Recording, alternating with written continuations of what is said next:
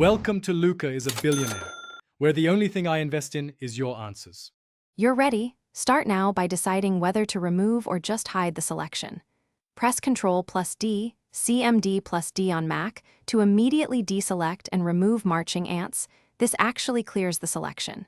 If you want to keep the selection but remove visual clutter, press Ctrl+H to hide the edges instead. Make sure the target layer is active because selections reference the active layer. Once done, check the options bar for feather or anti-alias settings so future selections behave as expected. Once you need to preserve what you selected, convert it into a layer mask by clicking Add Layer Mask. This removes the marching ants but keeps the selection as editable mask data. Alternatively, use Select Save Selection to store the area in a new channel so you can clear the active selection with Ctrl+D and reload it later.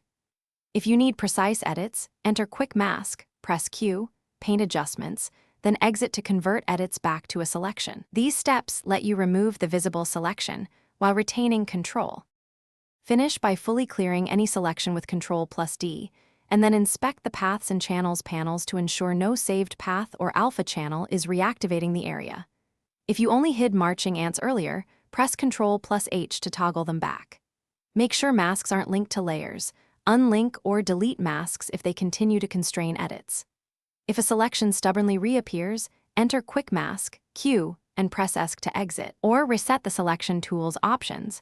This usually fixes persistent selection glitches. Thanks for watching and please subscribe. It's the best investment you'll ever make.